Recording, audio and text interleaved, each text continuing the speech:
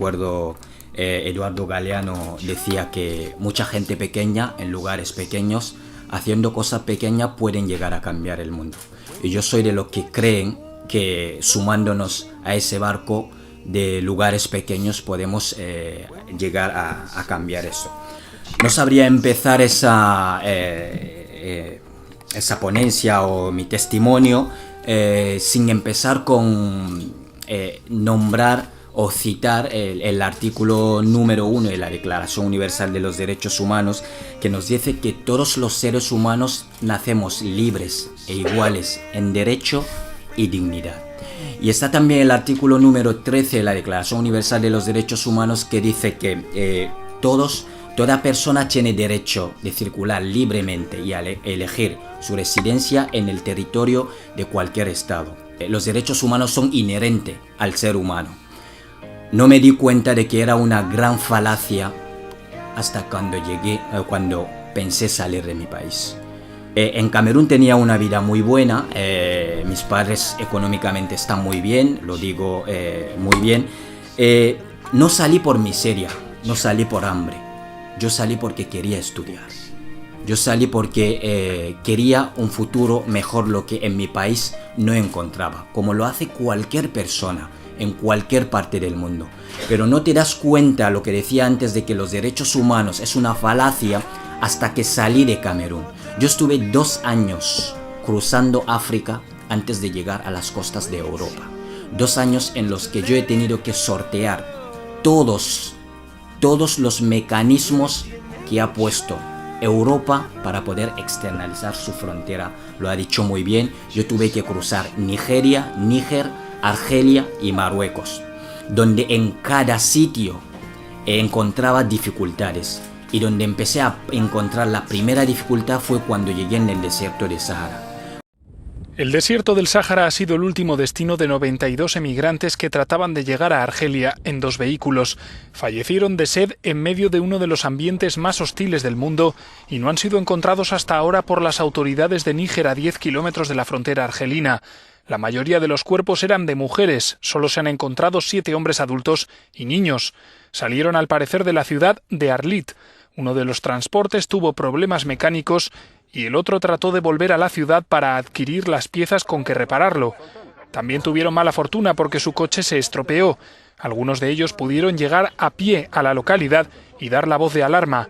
En total se calcula que 21 personas han sobrevivido a esta expedición de 113 que trataban de escapar de uno de los países más pobres del mundo. Os puedo asegurar que hablamos mucho de la gente que muere en el Mediterráneo, y yo muchas veces me hago la pregunta de ¿qué pasa con los que mueren en el desierto?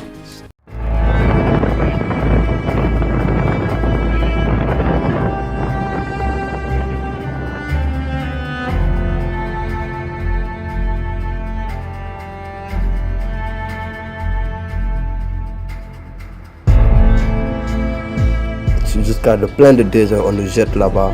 On est massé presque depuis que 8 heures du temps, 8 heures jusqu'à 19 heures, on masse sur le désert.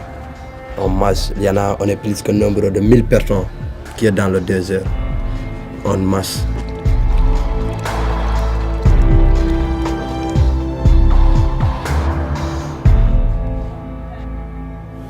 My baby passed away.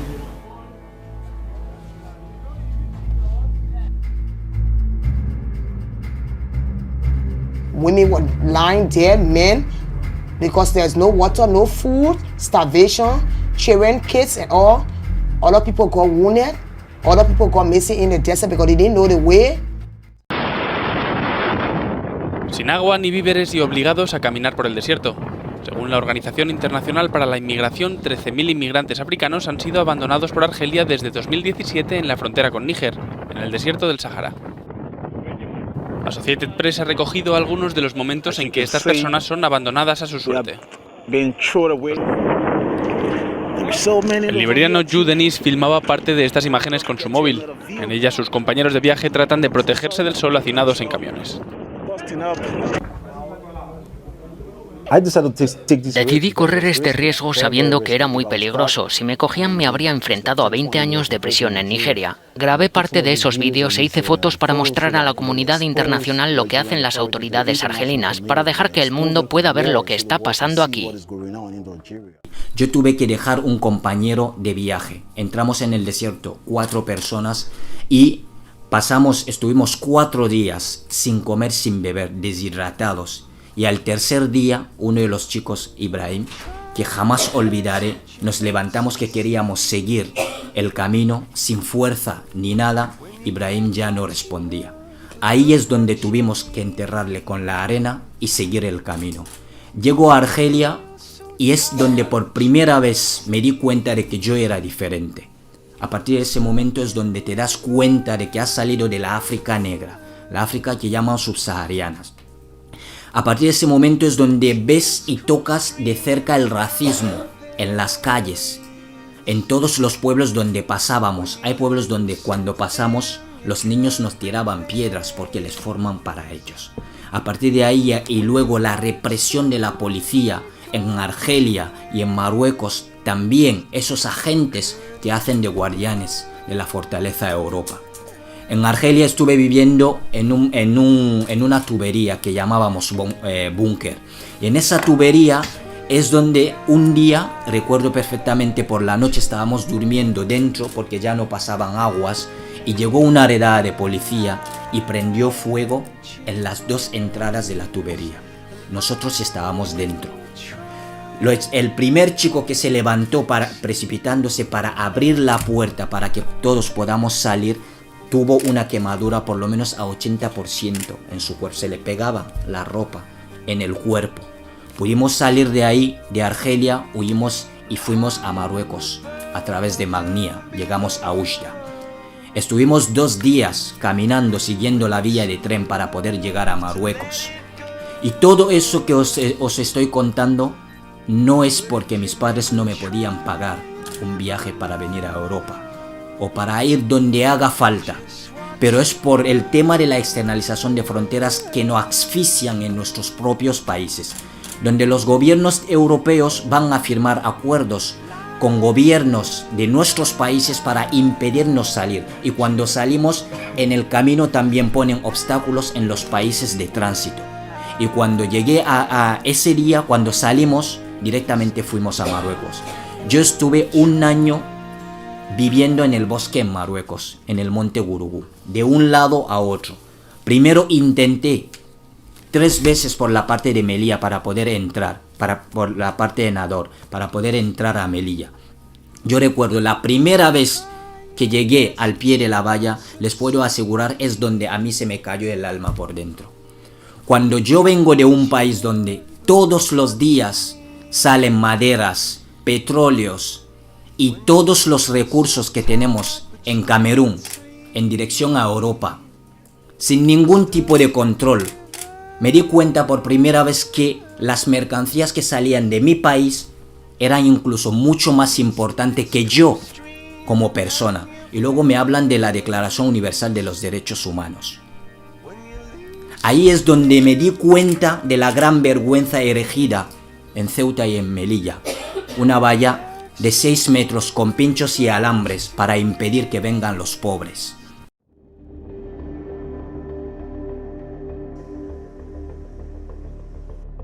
Entré en Melilla saltando la valla hace 1 año y 3 meses. Esa noche saltamos de un muro y nos cogimos la policía y nos pegaron y nos mandaron por fuera. Esta es la frontera más fortificada de la Unión Europea. Lo que nosotros hacemos automáticamente es ir a comprobar la zona que se ha activado. La presión que sufrimos en Melilla fue escalofriante. La valla rodea Melilla, una ciudad española de 85.000 habitantes situada en la costa norte de Marruecos. Junto con Ceuta es el único punto de entrada terrestre a la Unión Europea desde África. Esta alambrada de 12 kilómetros de largo es el último obstáculo para los miles de migrantes que cada año tratan de llegar a suelo europeo. La falta de vías legales está haciendo que recurran a mafias que asuman muchos más riesgos. Saltar la valla supone exponerse a sufrir lesiones por caídas o cortes por el alambre de espino. Otros tratan de cruzar por mar. y algunos nunca llegan al otro lado.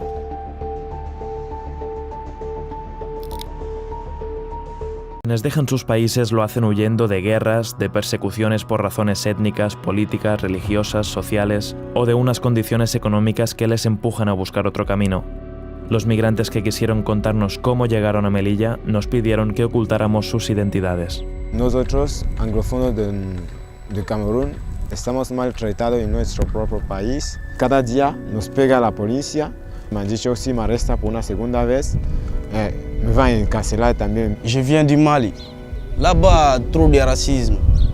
Entre la population, là-bas, chaque fois, on se tue. C'est pour cela que moi, je suis sorti. Venir en aventure. Avant ça, on a tué mes deux parents. On a tué ma maman, mon papa. La valla actual son en realidad tres, una interior de 6 metros de altura, una intermedia de 3 metros y una exterior de 6 metros y ligeramente inclinada hacia el lado marroquí. Además, en la base tiene un entramado de cables de acero para dificultar el paso de cualquier persona. Todo vigilado con un sistema moderno de cámaras y sensores. En el lado marroquí hay un foso y otra valla completamente cubierta de alambre de espino. Porque no está esta valla por otra cosa. Es para impedir que no vengan los pobres. Y ese día cuando yo llegué, los chicos que estaban precipitándose para saltar la valla, uno de los chicos se quedó enganchado en las axilas y la policía marroquí desde abajo le tiró de la pierna. Y yo les puedo asegurar que fue de las cosas más horribles que yo haya visto. Dicen que, en fin, que es un medio para que la gente no salte, pero no es cierto, es decir, la gente salta. Y el efecto es que se dan unos cortes tremendos y alguno ha muerto también por cortes en sitios vitales. Dice, bueno, vamos a quitar la concertina y vamos a subir la alambrada y demás, tal, ¿no? Pero claro, es que la concertina mayor está en Marruecos y ahí no, nadie dice nada y no se va a mover, ¿no? En Europa no se puede utilizar eso para cazar animales y se está utilizando para cazar personas, ¿no? Y porque al pie de la valla por donde yo intenté por primera vez, hacen agujeros y lo llenan también con esas cuchillas. Donde hay muchas veces que los chicos cuando vienen se quedan enganchados la pierna adentro y cualquier movimiento que haces dentro son cortes que te hacen esas cuchillas. Y a partir de ese momento yo decidí entrar por la parte de Melilla, por la parte de Ceuta. Yo entré a Ceuta nadando en el Tarajal, donde en el 2014 murieron 15 personas oficialmente, porque cuando yo hablo de las muertes en el Mediterráneo, contamos solo las cifras oficiales. ¿Qué hay de los que el mar no devuelve? Y ahí está la gran pregunta. Esas personas en Libia están sufriendo. Son violadas, vendidas y compradas.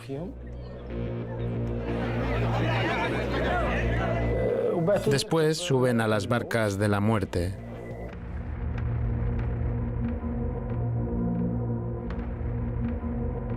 Allí los traficantes de personas se dedican al contrabando de migrantes y cometen otros crímenes. Tratamos de no pasar por allí, porque no hay buena pesca y a menudo encontramos cadáveres flotando. Es responsabilidad de los gobiernos enterrar a los muertos. Pero aquí el problema es dónde encontrar la humanidad. Un Estado no es una familia. Decidí convertirme en una familia para las personas que no tienen una.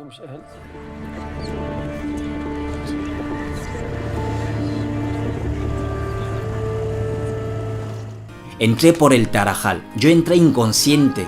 Recibí varios golpes de la policía marroquí y en el mismo momento la Guardia Civil disparaba pelotas de goma. Yo entré en el 2011, en diciembre.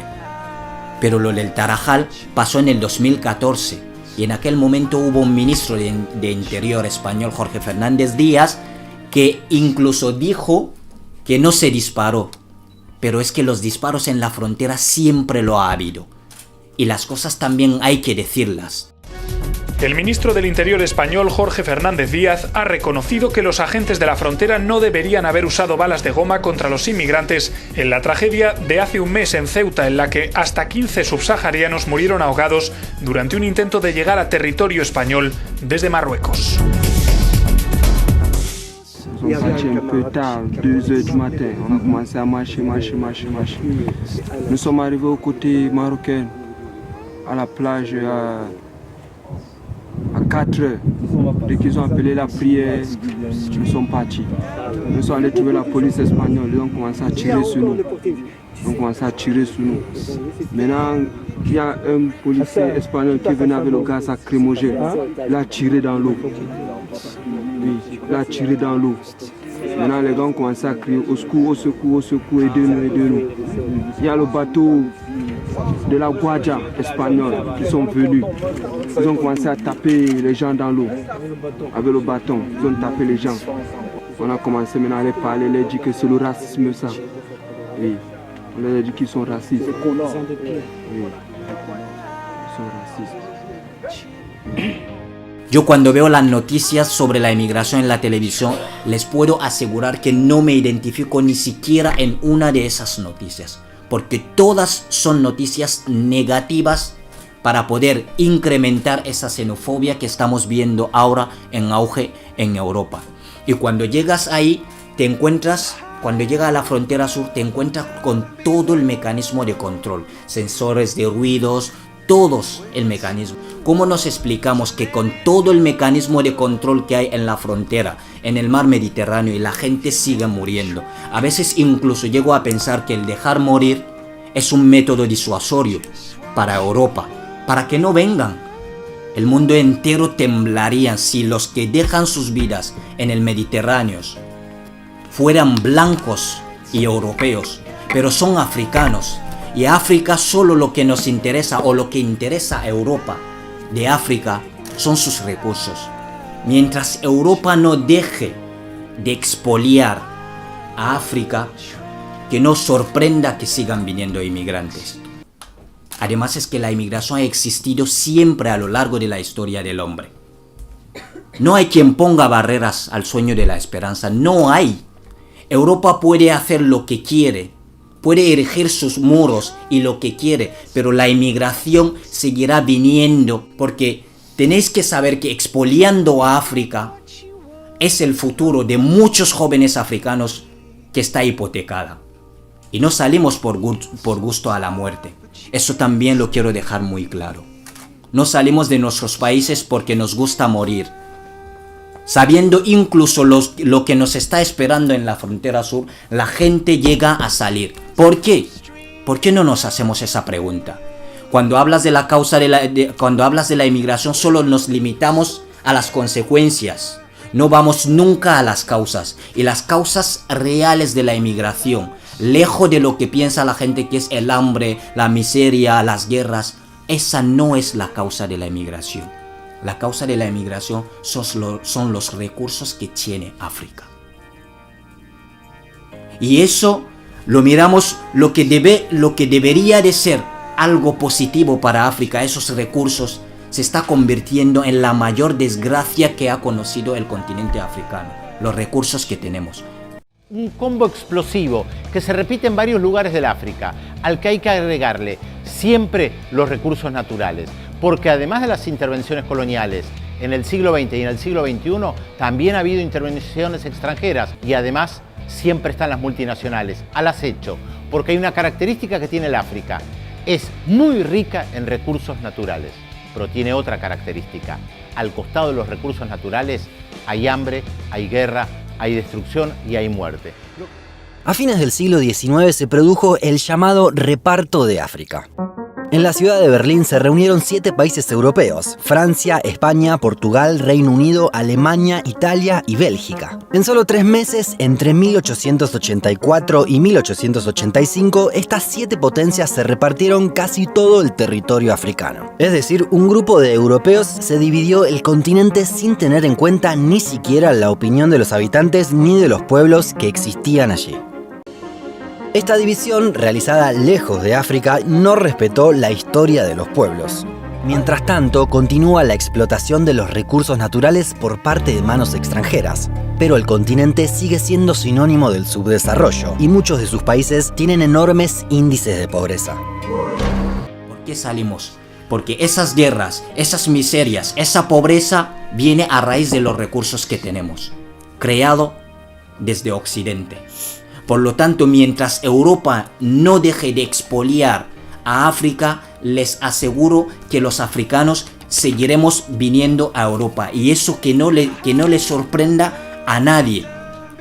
Y yo aquí me gustaría decir unas cuantas claves, y esas cosas las voy a nombrar, son 4. Primero, decía que hay que dejar a los pueblos desarrollarse sin el intervencionismo salvaje y paternalista de Europa. Quitar la mano de África, dejar a África que se desarrolle, porque tenemos talentos en África, y eso también hay que decirlo. Thank you. 2 years ago, I stood on the TED stage in Arusha, Tanzania. I spoke very briefly about one of my proudest creation. It was a simple machine that changed my life. Before that time, I had never been away from my home in Malawi. I had never used the computer. I had never seen an internet. On stage that day, I was so noticed. My English lost. I wanted to vomit. I had never been surrounded by so many Azungu, white people. Porque muchas veces cuando venimos incluso se llega a pensar que no tenemos nada en la cabeza. No, África está lleno de talentos, y cuando se dice que África es el continente de futuro, para llenarse la boca, yo lo digo y yo me creo en eso. Y eso los jóvenes africanos sabemos, que ese desarrollo está en nuestras manos, pero necesitamos que nos dejen en paz. Dicen que hay que dar voz a África. No, África tiene voz, hay que dejarla en paz. Es lo que digo. Eso primero. Segundo, vías seguras y legales para poder migrar a Europa. Yo les aseguro que hay gente que pagan 6.000 euros, 4.000, 3.000 euros para meterse debajo de un coche para entrar a Ceuta y a Melilla. Pero además de saltar la valla o entrar por mar, hay otro camino al que pueden recurrir los migrantes subsaharianos para entrar a Melilla: cruzar por un paso fronterizo ocultos en un coche. Las mafias llegan a cobrar a los migrantes hasta 4.000 euros por esconderles en cualquier parte de un vehículo en la que pueda caber una persona. Por ello, en los registros que la Guardia Civil hace en la frontera, los agentes se ayudan de un sensor de latidos del corazón para detectar posibles intentos de cruzar ilegalmente. Son personas que pueden estar 8, 10, 12 horas en unas condiciones de salubridad inhumanas, tragando todos los gases tóxicos del motor. No hay espacio para respirar, movilidad reducida al máximo. Y con 6.000 euros cualquier europeo, cualquier occidental, se paga el viaje de su vida a cualquier parte del mundo, teniendo el pasaporte que tenga. Y ese es el mundo en el que estamos viviendo, donde el pasaporte que tenga y tu lugar de nacimiento condiciona tu futuro. Y el tercer punto es respetar los derechos humanos por encima de cualquier cosa. Yo hablaba hace un rato y empecé citando los derechos humanos porque si me he dado cuenta es que una de las cosas que más se pisa en ese mundo son los derechos humanos. E incluso con países firmantes, países que han firmado y ratificado la Declaración Universal de los Derechos Humanos, son los que más vulneran esos derechos, haciendo de guardianes de Europa a países que sabemos todos que son estados fallidos, como Libia, por ejemplo. Y el cuarto punto, las leyes de extranjerías que busquen la integración y no la persecución. Yo les puedo asegurar que para cualquier inmigrante que haya ido a la oficina de asilo o la oficina de extranjería para un trámite administrativo, se ha podido dar cuenta de cuánto está la ley de extranjería para perseguir a los inmigrantes. Un niño inmigrante no puede estudiar. llegas con tus títulos, te dicen claramente que no valen absolutamente nada. Para no decirte tú mismo en la cara que no vales absolutamente nada. Les aseguro que teniendo esos 4 puntos no haría falta la valla en Ceuta, ni en Melilla, ni en ninguna parte. Porque a Europa vendríamos legalmente y si decidimos viajar sería un viaje o de estudio o de turismo como lo hace cualquier persona sin necesidad de tener que salir de nuestros países porque queremos mejorar nuestras vidas.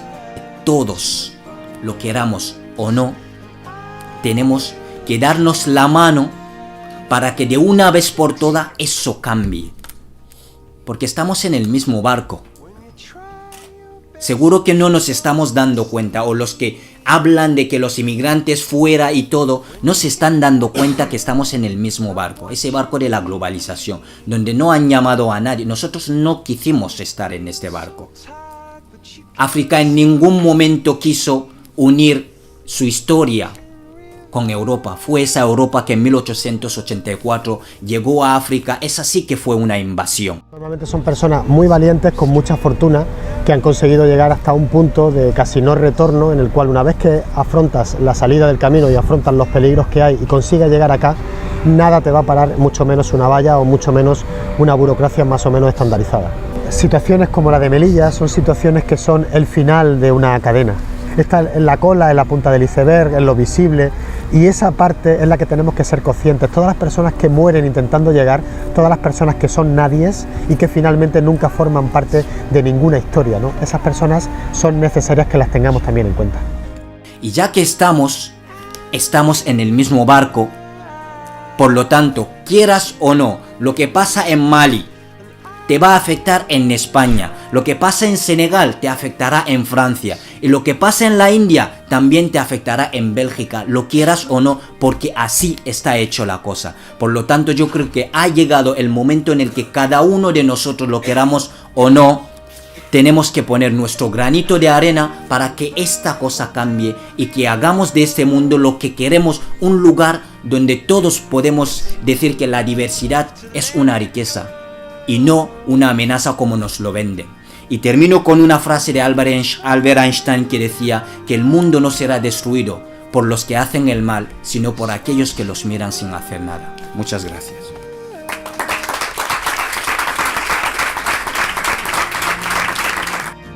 I said something like, I tried and I made it.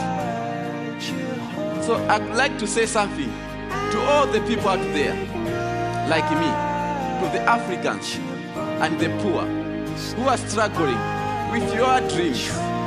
God bless. Maybe one day you watch this on the internet. I said to you, trust yourself and believe. Whatever happens, don't give it up. Thank you.